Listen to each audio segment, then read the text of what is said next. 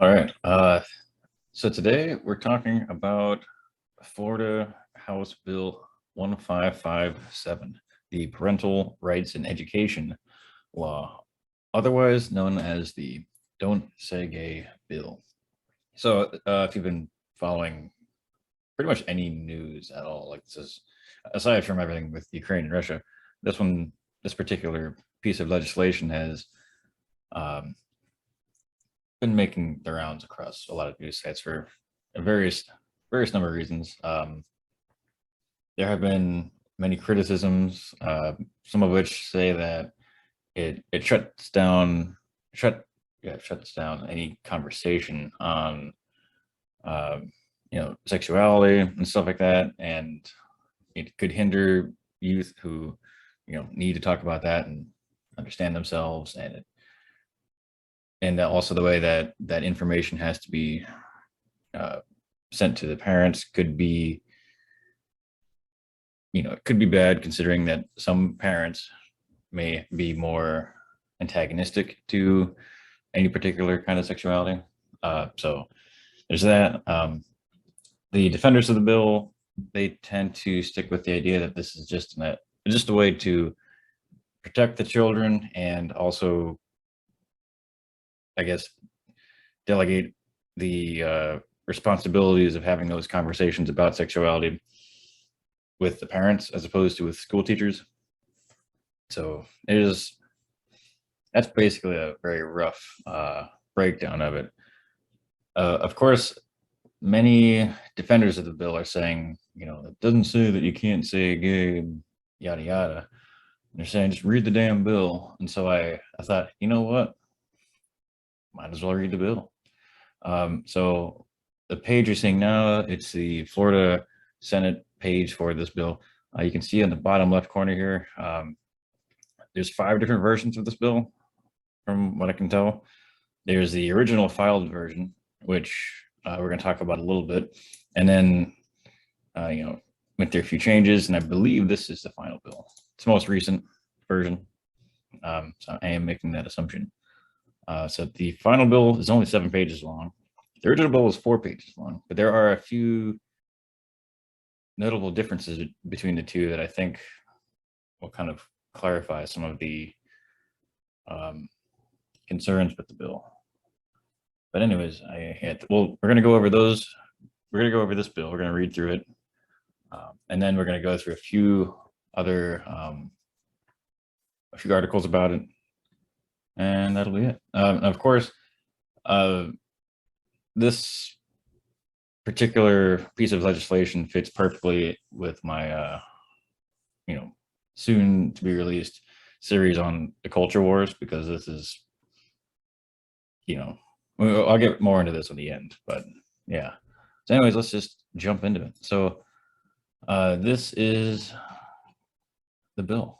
Sorry. So I'm going to read it. It's very, the way it's worded is very legal, very not easily readable. So I'm just going to try to go through it as slowly but efficiently as possible, and then explain things if I feel the need to as we go through it. So, all right. So HB 1557, an act relating to parental rights in education, amending statute 1001.42, Florida statute requiring district school boards to adopt procedures that comport with certain provisions of law for notifying a student's parent of specified information, requiring such procedures to reinforce the fundamental right of parents to make decisions regarding the upbringing and control of their children in a specified manner, prohibiting the procedures from prohibiting a parent from accessing certain records, providing construction, prohibiting a school district from adopting procedures or student support forms that prohibit school district personnel from notifying a parent about specified information, or that encourage or have the effect of encouraging a student to withhold from a parent such information, prohibiting district personnel from discouraging or prohibiting parental notification and involvement in critical decisions affecting a student's mental, emotional, or physical well-being, providing construction prohibiting classroom discussion about sexual orientation or gender identity in certain grade levels or in a specified manner. So I do want to just a quick note here. So this is one of the big, I guess, causes of concerns here is there's a lot of vague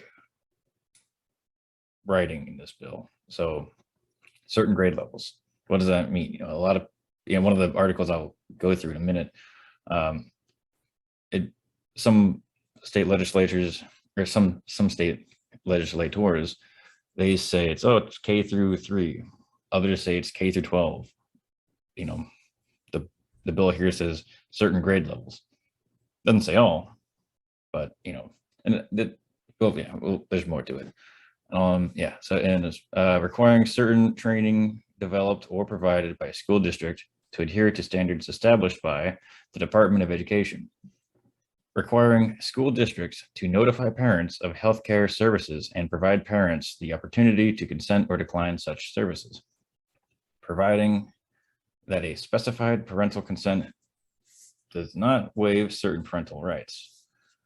Requiring school districts to provide parents with certain questionnaires or health screening forms and obtain parental permission before administering such questionnaires and forms. Requiring school districts to adopt certain procedures for resolving specified parental concerns.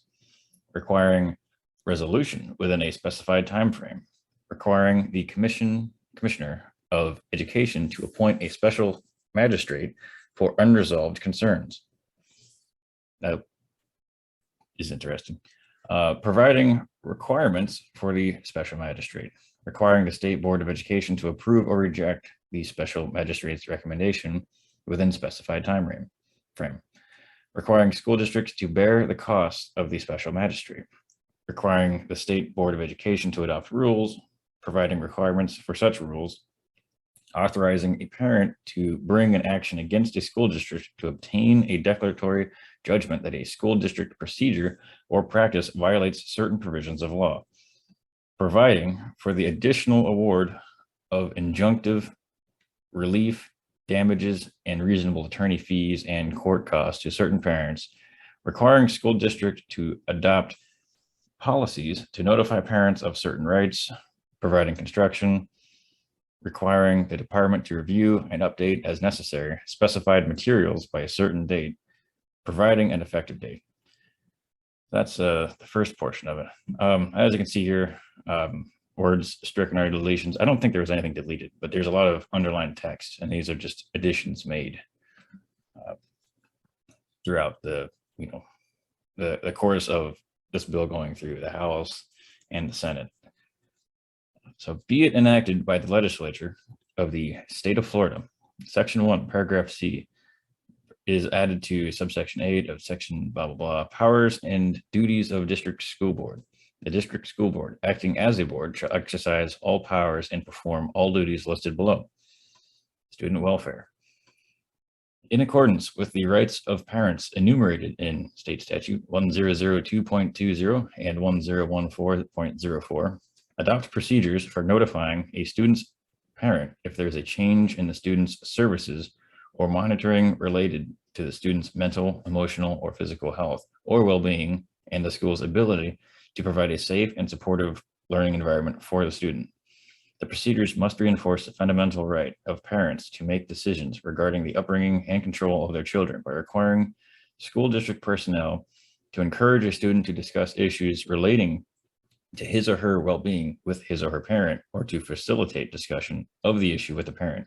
The procedures may not prohibit parents from accessing any of their students' education and health records created, maintained, or used by the school district as required by statute 1002.22.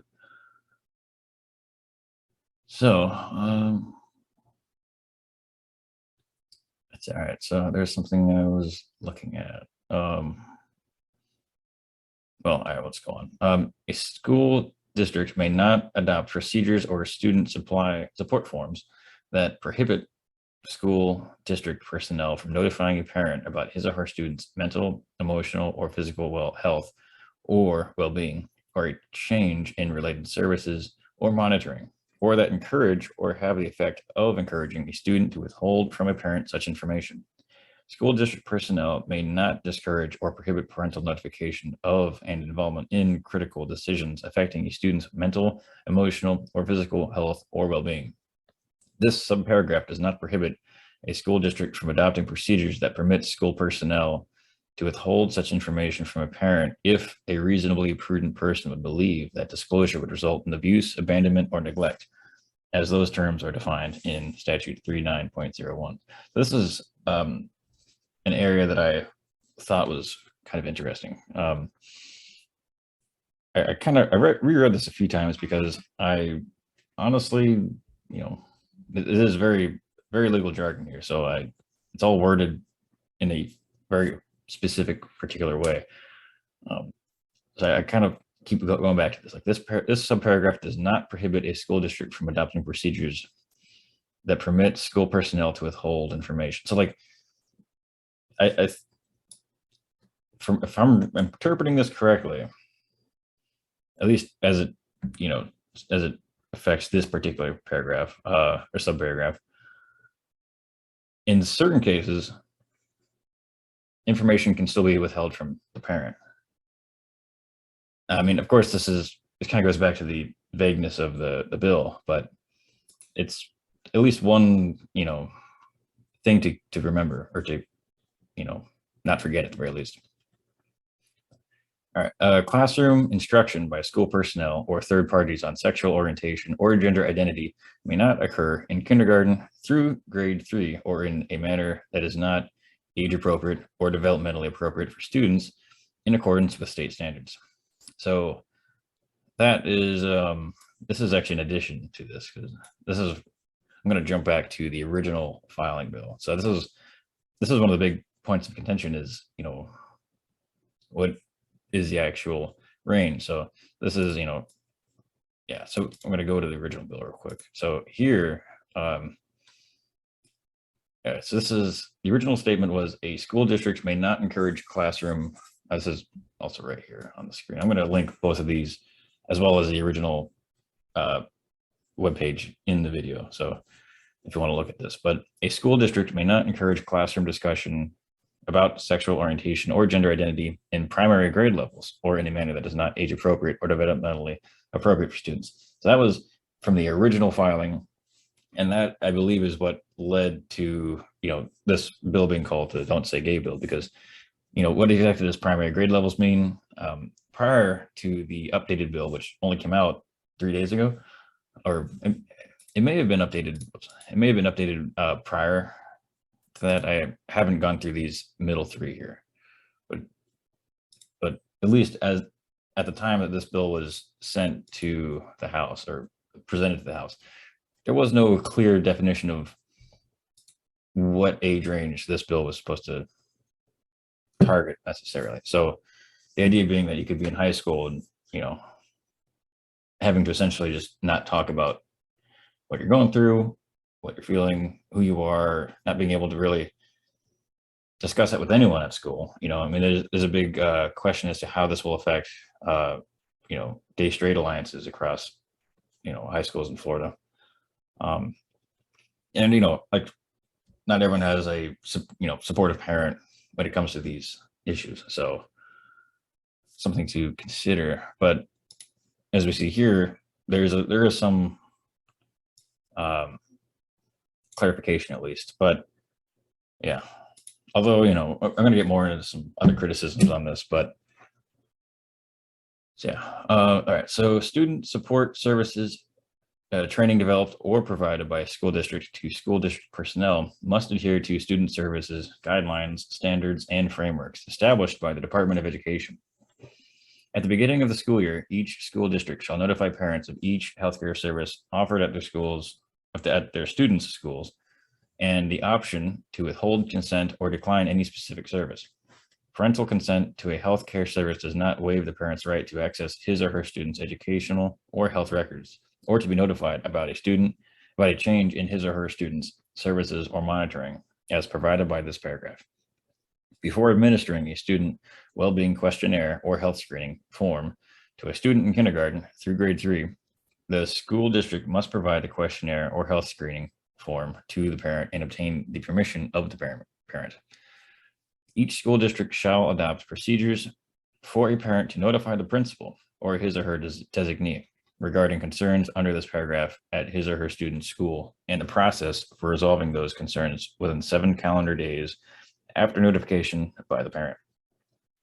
At a minimum, the procedures must require that within 30 days after notification by the parent that the concern remains unresolved, the school district must either resolve the concern or provide a statement of the reasons for not resolving that concern.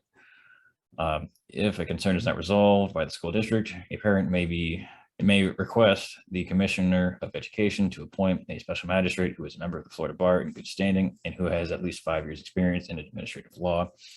The special magistrate shall determine facts relating to the dispute over the school district procedure or practice, consider information provided by the school district, and render a recommended decision for resolution to the State Board of Education within 30 days after receipt of the request by the parent. The State Board of Education must approve or reject the recommended decision at its regularly scheduled meeting that is more than 7 calendar days and no more than 30 days after the date the recommended decision is transmitted. The cost of the special magistrate shall be borne by the school district. The State Board of Education shall adopt rules, including forms necessary to implement this subparagraph. Bring an action against, this is another option you can do, bring an action against the school district to obtain a declaratory judgment that the school district procedure or practice violates this paragraph and seek injunctive relief. A court may award damages and shall award reasonable attorney fees and court costs to a parent who receives declaratory or injunctive relief. Each school district shall adopt policies to notify parents of the procedures required under this subparagraph. Nothing contained in this subparagraph shall be construed to abridge or alter rights of action or remedies in equity already existing under common law or general law. By June 30th, 2023, the Department of Education shall review and update as necessary school counseling frameworks and standards, educator practices and professional conduct principles, and any other student services personnel guidelines, standards, or frameworks in accordance with the requirements of this act. This act shall take effect July 1st, 2022. All right, so that's it. As you can see, a good portion of this has to deal with healthcare, essentially, or let's see if I can get a better description. Yeah, it seems like healthcare as provided by the school, regarding either health records or healthcare options that can be done in school. But yeah, and this well-being questionnaire, which it was definitely trying to allow more control, I guess, from the parent. Or I guess I think the way that they would describe it is offsetting the power will be in the hands of the parent as opposed to the school, I guess, is kind of the point being pushed. And so there's one of the common, which I don't know if it's in any of these articles I have up here, but one of the common concerns, probably the biggest common concern, is why is this bill even in existence? What is there a growing problem of conversations happening in K through 3 classes about sexual orientation or gender identity? Is there a genuine concern, or more importantly, is there a genuine problem, as opposed to a sort of worry or belief in that this is happening? I mean, there's a number of bills like this that are passing across the country, whether it's regarding LGBT, gay stuff, or like trans issues. Like there's a lot of what I would call just targeted culture war attacks on these issues to kind of make it seem like they're fighting a sort of war against this growing moral tide, or immoral tide, I guess is what they would probably say, to protect the kids. That's the framing of this, is it's all to protect the kids. But protect the kids from what exactly? Like, what exactly do you think is happening in kindergarten classrooms? Or more importantly, what is happening in kindergarten classrooms that makes it so important that this bill would be passed? Like, point being is just, it's just fake issues for uh with fake outrage, and but I'll get more into that when I do more work on the culture war series. But that's just my perspective. Now, of course, like, everyone should be in favor of protecting a student's mental, emotional, physical health, or general well-being. Like that, I don't believe that anyone is against that. But in some ways, by restricting conversations, you might actually be working against that. Another common critique I hear of this specific line here is what has led to much of the debate in this bill, much of the outrage in this bill, I guess you could say. If you're in, as far as I know, like, if you're in, if you're that young, I don't believe you're really going to be thinking or experiencing much in terms of sexual orientation or gender identity, at least not the majority of people. So I don't believe that's really an issue that needs to be codified in law. But what this could do is basically hinder any conversations about same-sex parents. Like, what if you're a first grader and you have two moms or two dads? One of the critiques from teachers is that in these early years, there's a lot of conversations about families and how, I don't know the specifics of it, but basically the way that this wording is that you wouldn't necessarily be able to talk about the same-sex parents. So if one of the students brings it up, or like, oh, well, you have mom and a dad, well, I have two dads, like, essentially out of fear of potential lawsuits or disciplinary action, the teacher may have to just completely shut down the conversation out of their own well-being. They obviously want to keep their job. So that kind of another thing that leads to the sort of vagueness of this particular section, which is very short. So anyways, this is stuff that will almost assuredly be looked into the future. I mean, obviously this goes into effect in July. I mean, school will be out, but by the time school gets back, I mean, I'm sure we'll see I'm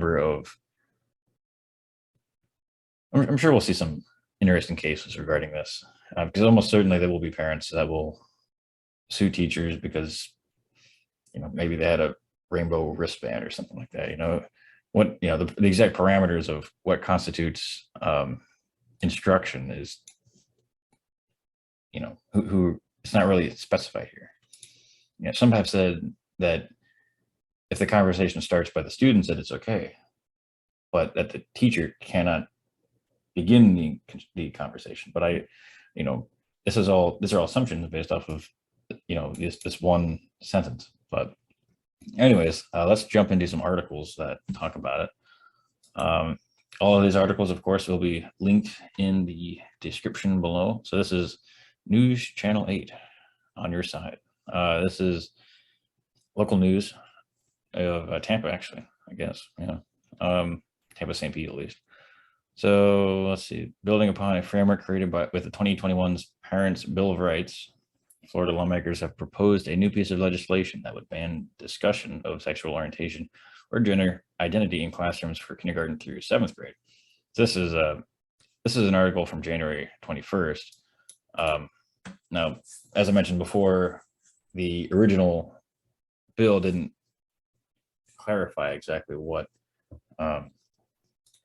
was the grade levels. It said primary grade levels. And I did some research myself, and I couldn't find anything that specified what Florida, or the Florida Department of Education at least, determines to be primary grade levels. So it was basically just open to interpretation, so to speak.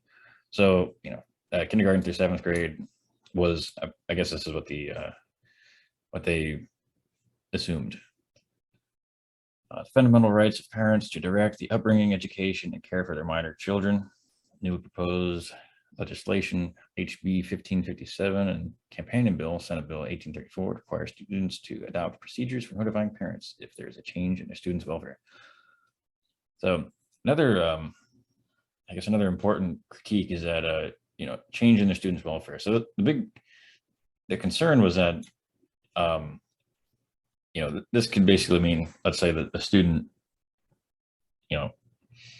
identifies as gay or lesbian or whatever else. If the teacher found out about it, the student or the teacher would be required to inform the parent of this information. And the fear originally was that K through 12 was kind of a possibility. So essentially, teachers would be forced to out their students to their parents. But if it's only K through 3, it's not as it still could be an issue. I honestly don't know exactly how early on you like figure this out, I guess. I mean, 3rd grade, you're at 8 years old. I don't know if I don't know. I'm not knowledgeable in I'm not that knowledgeable in psychology, at least. Anyways, questions over the curriculum dominated the discussion of HB 757, particularly over the line about the discussion of the LGBTQ community in the classroom. According to his introduction of the bill, so this is the person that proposed the bill. Harding said that the bill was focused on giving parents more protections to decide how they raise their children, with the idea, I assume, being, parents choosing to have their kids not be LGBT if they believe that they're LGBT, which is, if you know anything at all about psychology, that's not, you can't just undo attraction and sexual orientation. But anyways, a school district may not encourage classroom discussion about sexual orientation or gender identity in the primary grade levels or in a manner that is not age appropriate or developmentally appropriate, the bill says. This was the original wording, of course. Let's see. Harding also said ages 6, 11, 8 to 11-year-olds, 6, 7, 8 to 11-year-olds were what he viewed as qualifying for the primary grade levels. So, now so he says 11-year-olds, but as far as I know, third graders are 8 years old. I think 8 or 9, maybe. The bar from discussion of sexual orientation or gender identity. Upon further questions during the hearing, Harding clarified he would consider primary grades as K through 5. So this is probably another thing that kind of caught things up, or that lit things up, is the Florida Department of Education that considers grades K through 12 as primary grade levels. This is why the wording of the bill, primary grade levels, Department of Education says primary grade levels is K through 12. That's where the idea of, basically the end of GSA organizations in high school, and, students who are, LGBT not being able to say anything if their parents aren't accepting of that kind of orientation. So Anna Escamame asked Harding if children of LGBT families would be prevented from those students from discussing, this is one of the critiques I mentioned earlier, from discussing their families under the proposed language. Harding said that type of discussion would not be prohibited, but it doesn't really, like I said, it doesn't actually specify that in the bill. So technically, even though he says this, it's possible that a parent could still successfully sue. I guess it would be the school district, because what matters is the law itself and the wording of the law. So not necessarily what the lawmaker believes it to be or wishes it to be. So Harding said the bill was intended to codify procedural policies for schools. Conversations are going to happen. I've got 4 children, over 60 nieces and nephews. That's a lot. Conversations, students ask a lot of questions, life and discussions relating to life, and any discussion from a broad discussion of whether it's your parents and how they identify, or another student in the classroom, whatever they may be, they're going to happen. Those are conversations we're talking about specific procedures that the school has. Continuing with the questions, Escamame asked Harding about current events and recent history, highlighting the Pulse nightclub tragedy back in 2015, 16. Almost 50 people died or killed. Does not eliminate those conversations. In fact, a tragedy like Pulse, where you have innocent people die, is a horrific thing, and in many cases is talked about and should be continue to be honored and talked about. So relating to eliminating a conversation like that, no, I don't believe that this includes that. So he says, I don't believe that this includes that. But again, it kind of goes back to what does the wording of the law say? Does the wording of the law potentially, I guess technically, I guess it would prevent probably this kind of conversation, but only in a K-3 level. And I guess you probably wouldn't want to talk about mass shootings that early on, but I mean, it's only one part of this whole process, or one whole part of the critique, I guess. Harding also said LGBTQ plus officials would not have to admit their orientation when visiting schools and discussing what got them interested in entering public office. Regarding the formation of Gay-Straight Alliance, Harding said he would look into how the bill could affect that and get an answer for the question of how these organizations are formed at school. Clarify that the bill would specifically be in situations where a teacher is encouraging or initiating conversation. So this is kind of one of the things that I think I mentioned before, is that it's when the teacher begins the conversation, initiates the conversation. It would not be a blanket bar on discussions, but to say the parents of students should be made aware or alerted of the discussions, regardless of who starts them. So, yeah, get the parents involved and make a change in how the student is treated. The bill defines those changes as occurring in the student's services or monitoring related to the student's mental, emotional, or physical health or well-being. We read all that already. To the point, Harding said the law would prevent school districts from creating curriculum or policies that encourage teachers to discuss LGBTQ topics in the classroom.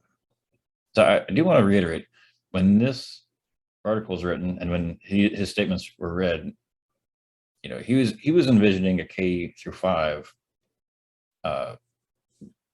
bracket.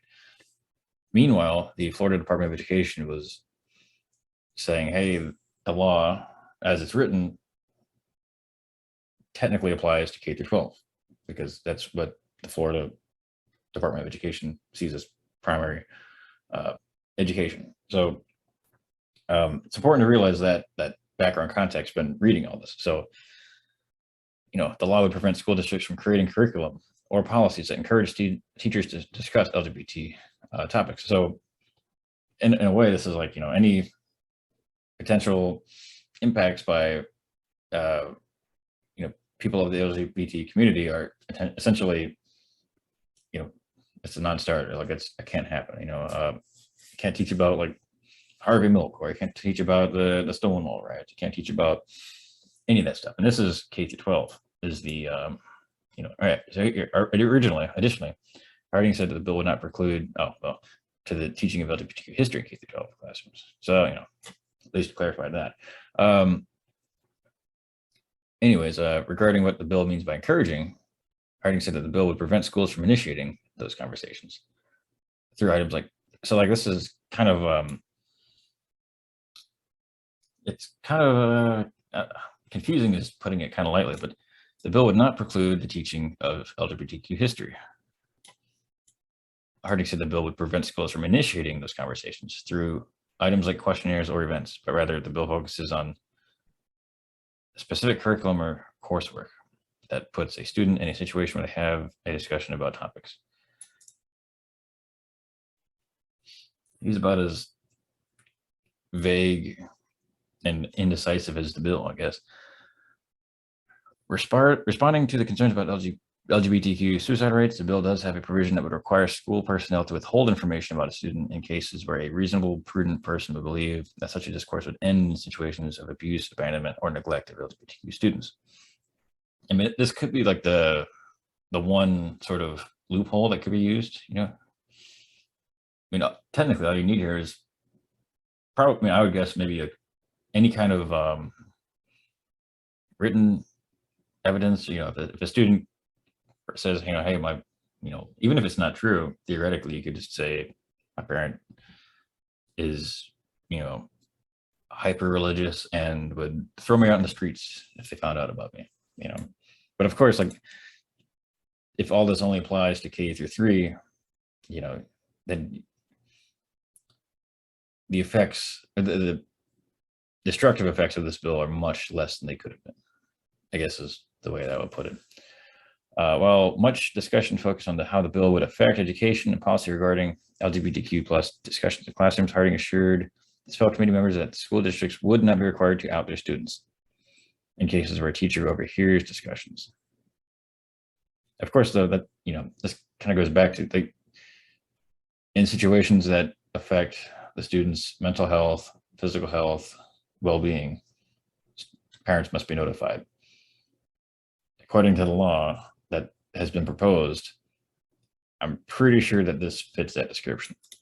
And I'm pretty sure a parent would win if they sued the school district for not outing their students to them, if they manage to find out about it, at least. Turning to questions of how the bill is worded, Harding said the bill focuses on government employees, specifically being teachers and other school personnel. It doesn't have any language in the bill that prevents or discourages parents from having these conversations at home, rather than it being a school priority. Harding calls the student protections a safety valve to get parents involved, rather than putting the impetus on the schools to step in. What we don't want is the school district to try to take on the role of being the parent, because they're not. That's the role of the parent. I would argue that on the opposite, this encourages the parent to be the one having the conversation, not the government. In a perfect world, this would be ideal. Of course, you got to remember all this is in the context of, this bill could apply possibly to everyone in public school. So yeah, ideally you could have these conversations with your parents, but if your parents have all your life said, anti-gay slurs or anti-trans slurs, because can't forget that this also includes gender identity, not just sexual orientation, then you're not going to want to have that conversation with your parent. Depending on how nervous or worried you might be, you might not be able to have the conversation at all. With this bill, the fear would be that even if you wanted to, you couldn't have the conversation. You would be stuck just staying quiet until you're able to probably get out of where you're living at and get to a better place. But does that really improve the mental and emotional health of the student? So probably not. But again, as I mentioned before, this bill, as far as I know, only applies to K through 3. So that's a very important part of all this, I believe. Assuming that's, I don't believe I'm missing anything. As far as I know, it only applies to K through 3. And if you're in 4th grade and your child is talking about being trans or gay or lesbian, then there is no requirement that the parent be notified, as far as I know, if I'm reading this correctly. If I'm not reading this correctly and I missed something, let me know in the comments down below, because that changes quite a few things.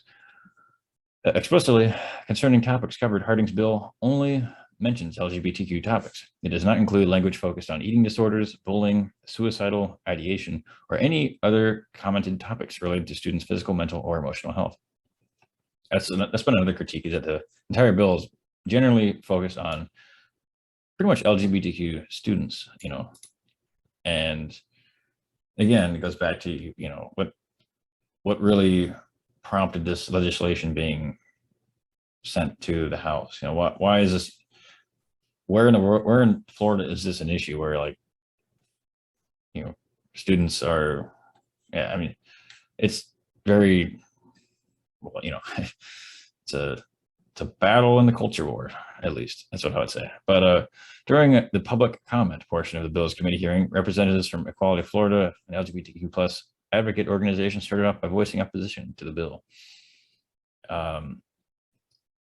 So organization took issue with 3 main items: the banning of school or government employees from discussing gender identity or sexual orientation, the establishment of a new basis for lawsuits against school districts due to a potential chilling effect on LGBTQ plus youth support, and requiring the school districts to go to State Department of Education for training.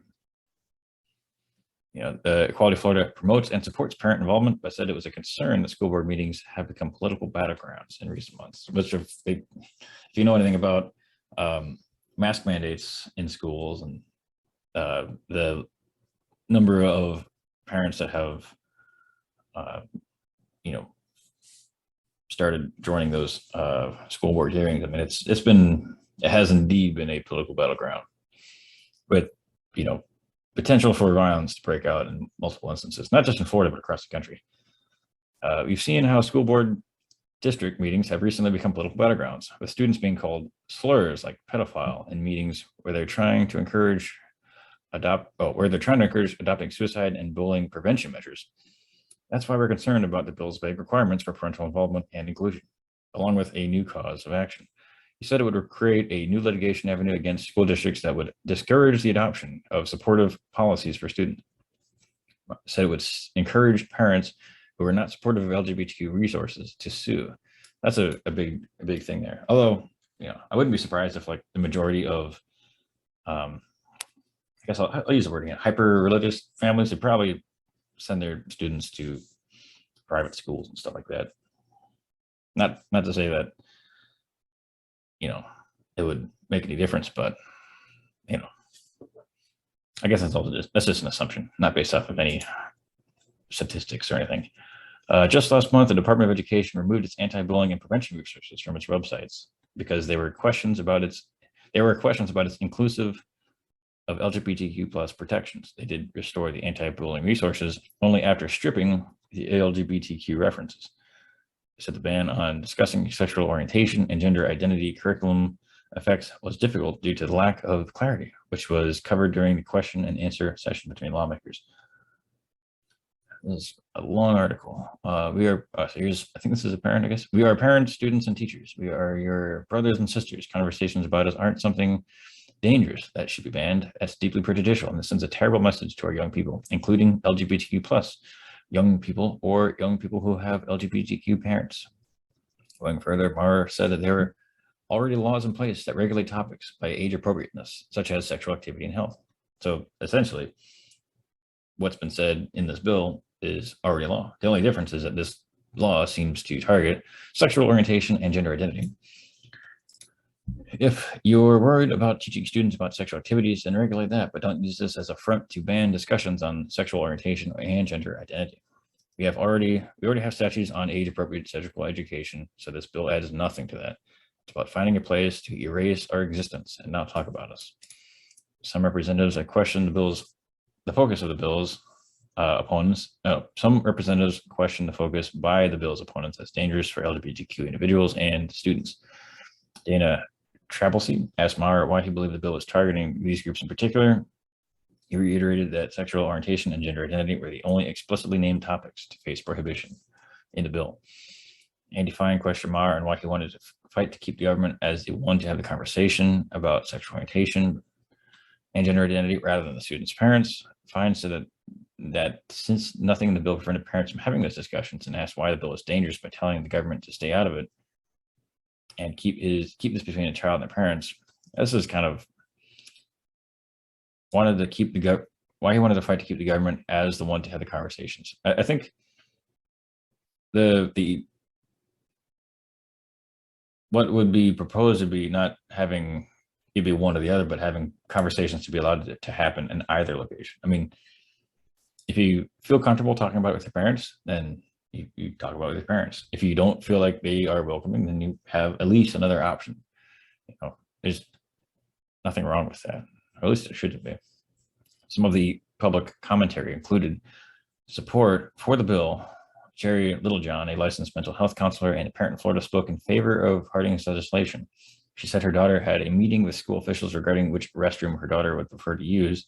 And upon requesting information about the meeting, she, as her parent, was prevented from accessing that information by the vice principal and guidance counselor. She said her daughter is 13 years old, and at the school had created a transgender, gender nonconforming support plan with her daughter without parental knowledge or consent, and behind closed doors with officials Littlejohn had never met.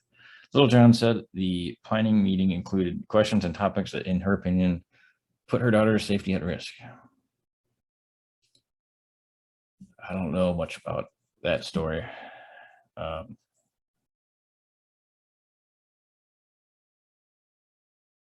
don't know. I think this is another situation where, I don't know. I'd have to look more into that one.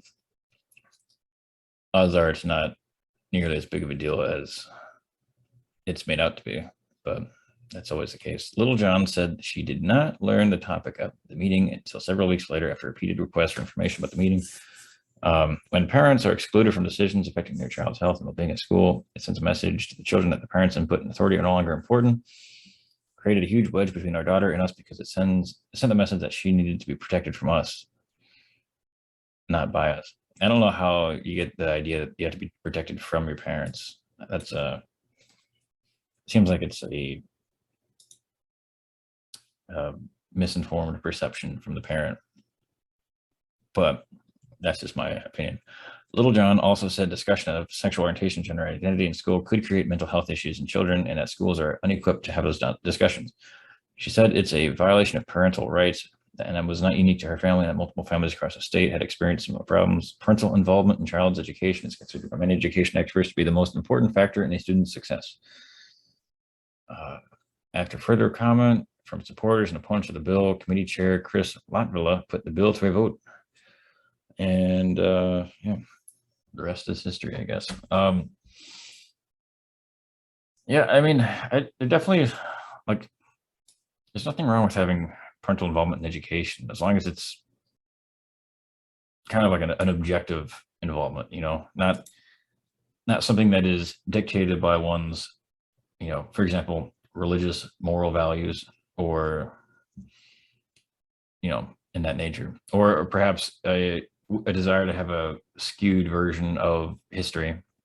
You know, like we've seen this with the CRT stuff going around, is that there's a kind of a growing belief that we should teach that only, like, U.S. history is only full of good events. You know, we've only had morally righteous wars, and we've only done great things. And the Civil War was not about slavery, but about, you know, the aggressive actions of Northern Congress people, and Northern politicians, and that slavery wasn't really that bad. It was, you know, the slaves got a nice place to live, and they got free food, and free clothes. You know, like, it kind of goes back to that. I feel like if you want to have involvement in your child's education, it should be as productive as possible, not reductive. Is that the right word for that? You should want to teach history as it is. But anyways, that's a whole other conversation. Instead, we're going to go to another article. Let's see.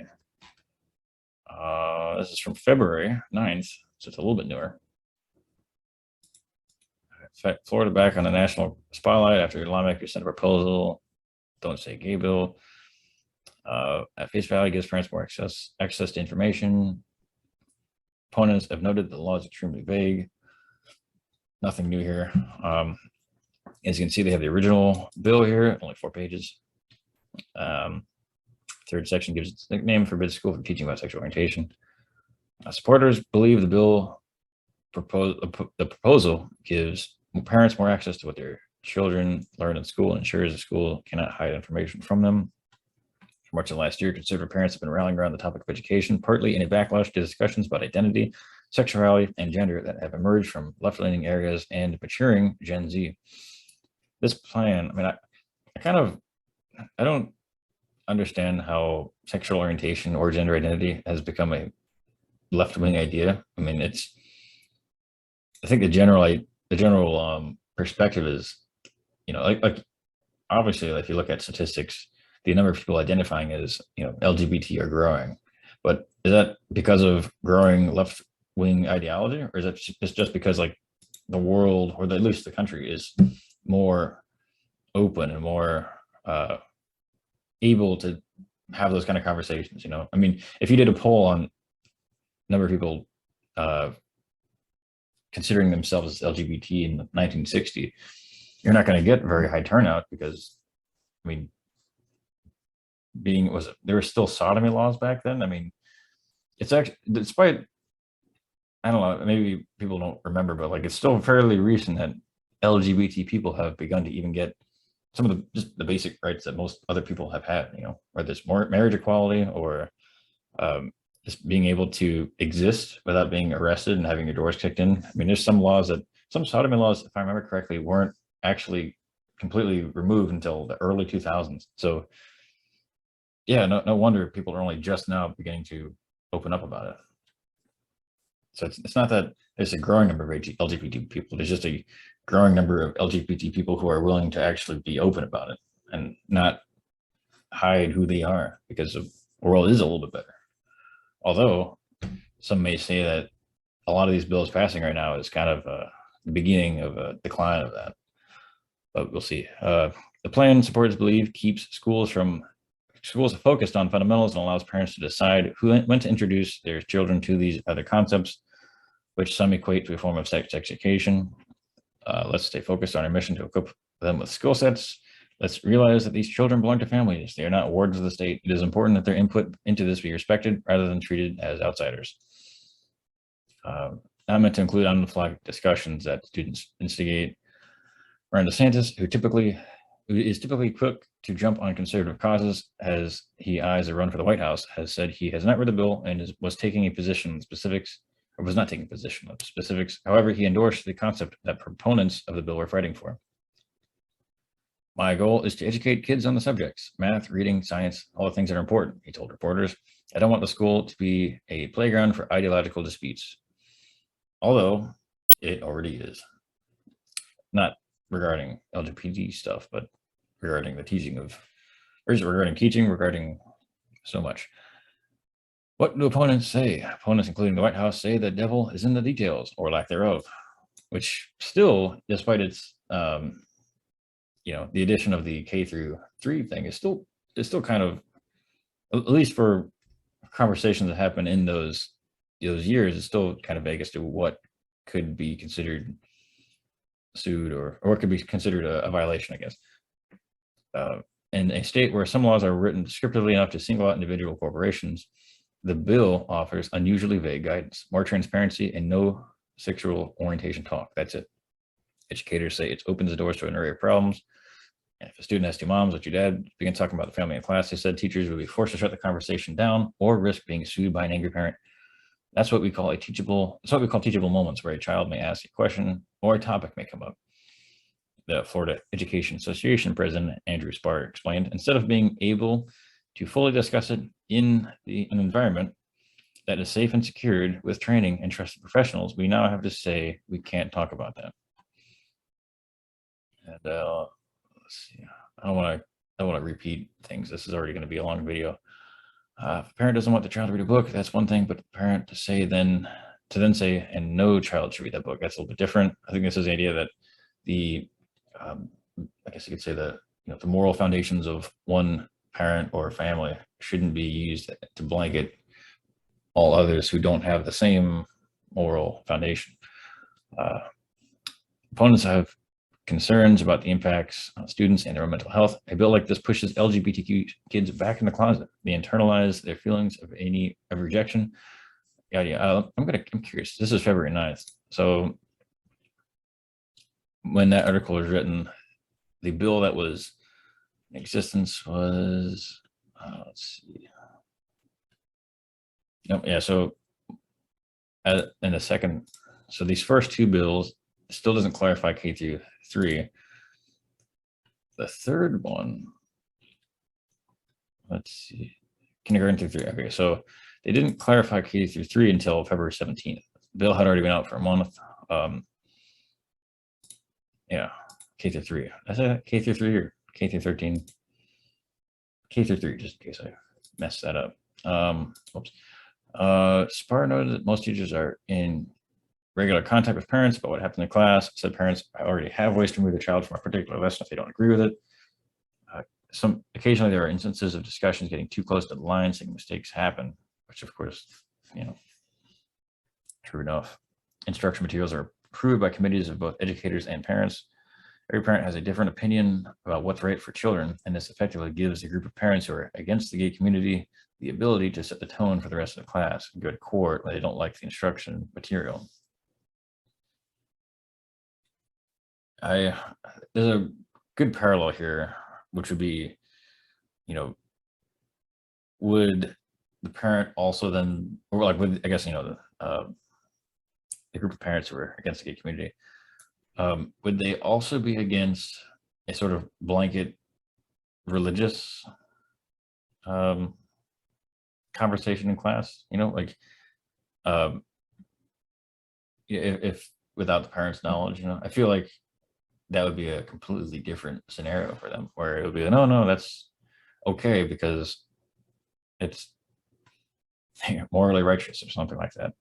Even though it's kind of the same thing in a way. I mean, not really. One is more, yeah, I don't know. I guess just the conversation in general could be somewhat similar. But yeah, if you, yeah, there's gonna be a lot of this in the culture war series that I do pretty soon.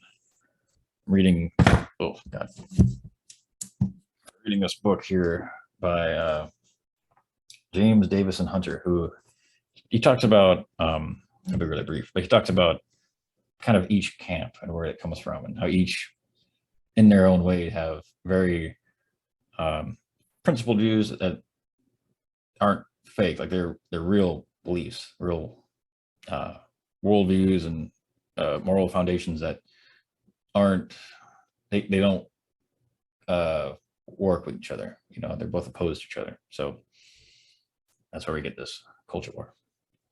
But anyways, I'll get more about that like probably like at the end of the month. Parent doesn't want their child to read books. Eyewitness News spoke to a high school counselor who said her students first told her about the bill, said they were scared about it, believed that they would no longer have a way to work through their issues without parents being involved. How she supported some of the fundamental things in the bill, namely the ability to decide what is appropriate for a kid, so that students were so opposed to the measure that she hoped it would never see the governor's desk. I will say the number of the student reactions to this bill have been pretty crazy. School walkouts and major protests. Yeah, it's something. Makes you wonder with what has happened in Florida over the last few years. You've had the Marjorie Stoneman Douglas school students. They've got a pretty big following. You've got this large, basically you have this large, I guess, Gen Z crowd. Once they're able to vote, if they show up to vote, but what effect will that have on the political makeup of Florida? Like I said, that depends on them actually voting. And yeah, that's it for that article. And of course, to try to stay somewhat neutral and balanced, we're going to have a Fox News article. Democrats claim Florida is pushing Don't Say Gay bill. Here's what the legislation actually says. This is from March 8th. So this is probably the newest article we have. So theoretically, it should have the most recent bill information. The most recent bill was released on the 8th. The most recent amendments to it, changes to it. So there's Ron DeSantis smiling. Florida Republicans on Tuesday passed a parental rights bill that progressives have claimed is anti-LGBTQ, but absent from much of this discussion around the bill are the actual contents of the proposed legislation. The bill, officially named Parental Rights in Education, bans school employees or third parties from sexual orientation. Not a whole lot. I mean, stuff that we've already heard. Ron DeSantis, who is expected to sign the bill, lambasted a WFLA reporter on Monday for saying the Don't Say Gay misnomer. Does it say that in the bill? It's why people don't trust people like you, because you peddle false narratives. And we're going to make sure that parents are able to send their kid to kindergarten without having some of this stuff injected into their school curriculum. Of course, another thing I want to note, where is it in school curriculum in Florida? I would, if anyone's watching and they happen to have an article that's not, from some random conspiracy website, like if you have like genuine, a genuine lead on this, I would love to see it. I haven't actually really looked into it, but I don't see how that's, that big of a deal. I don't think that it's that common, if it is common at all. And even if it is common, I don't know. I guess it depends on what the curriculum is. I mean, but I don't think it's quite as bad as people believe it to be. DeSantis spokeswoman Christina Pushaw, I don't know how to say her name. What's the bill's real name? Does it mention the word gay or LGBT people at all? I mean, sexual orientation. Yeah, it kind of does. The T stands for, it has to do with gender identity. So yeah, she's something. If you want to see some really outlandish Twitter takes, just follow her on Twitter. It does require school districts to adopt procedures that reinforce fundamental right of parents to make a decision, prohibits classroom instruction, not casual discussion. So here's another thing. It goes back to the vagueness of the bill. Prohibits classroom instruction, not discussion on sexual orientation or gender identity. But if a parent were to sue over a casual discussion based off the wording of the bill, possible that they could win. I don't know. There are a number of like unknowns here. I mean, there's an entire possibility that this entire law, if passed, will be struck down for being unconstitutional, which is the next article. It does require school districts to notify a student's parent if there's a change in the student services or monitoring related to the student's mental health, emotional or physical health or well-being. Prohibits schools from encouraging a student to withhold such information. Requires school districts to notify parents of each healthcare service offered. It does require a parent to be allowed to access students' health records. Permission for questionnaires. Requires schools to respond to a parent's concern within 7 days. It does not ban the word gay. Just bans conversations about the word gay in K through 3. Although they don't actually mention exactly when on here. It does not ban casual discussions, but that's something that'll probably be decided more in the courts. Does not require schools to notify parents if a child comes out as gay or transgender, although technically, and I've mentioned this before, that's a change. It kind of is technically emotional or mental change in well-being, or at least it would be a change as it's perceived by the parent. It's does not require students to notify parents of information if reasonable prudent person would believe that disclosure would result in abuse, abandonment, or neglect. Of course, if the teacher, let's say the teacher has a different moral philosophy on sexual orientation or gender identity, then they might not see any negative parental reaction as abuse or neglect, for example. But that's, these are assumptions. So anyways, that's all in all, this article actually isn't incorrect. I mean, it technically doesn't ban the word gay, it doesn't just ban conversations. I'm surprised it left out the K through 3 issue. I mean, I think that that's a much bigger deal than I've seen anywhere. Is that this isn't like as far as if I'm interpreting this correctly, it's not a blanket ban on conversations all through public school, just through first 4 years of public education, which still unnecessary, but much better than what I thought it was and what I think a lot of people believe it to be. Now, of course, maybe I'm misinterpreting something, but I don't believe that's the case. Let's go to the final article, and it is, does Florida's Don't Say Gay bill violate the First Amendment? It's complicated. Whoops.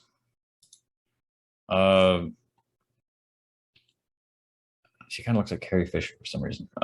Anyways, let's see. All eyes on Florida Monday as a so-called Don't Say Gay bill goes before the full state Senate. Oh, already did pass the Senate.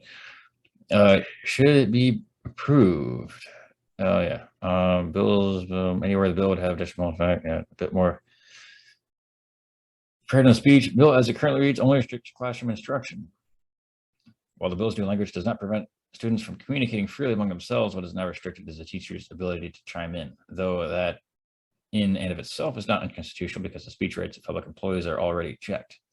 When a teacher in a classroom are going to be very limited in the context. very likely chilling effect where teachers would be inclined to censor themselves over fear of retribution from parents. School district personnel are required to encourage speech rights of teachers by their speaking informally may be infringed upon. While educators do not have unfettered authority over classroom discourse, not everything they say to the students is scripted. The First Amendment specialist with if a parent walks into the classroom and they're part of a same-sex couple, and somebody asks the teacher to explain that, what is the teacher supposed to say? They're probably not encouraging the classroom discussion, but they're instructing. Should a bill become law, Goldberg says he expects it to be challenged on First Amendment grounds almost immediately. Even if teachers are not punished, they will chill their own speech. They will self-censor. There's no doubt about it. Self-censor in the free state of Florida. Who would have thought? Goldberg added that students, even primary school students, are protected under the First Amendment and they have rights to ask questions in and out of the classroom. This might actually infringe on the students' First Amendment rights to have conversations that they really want to have in school.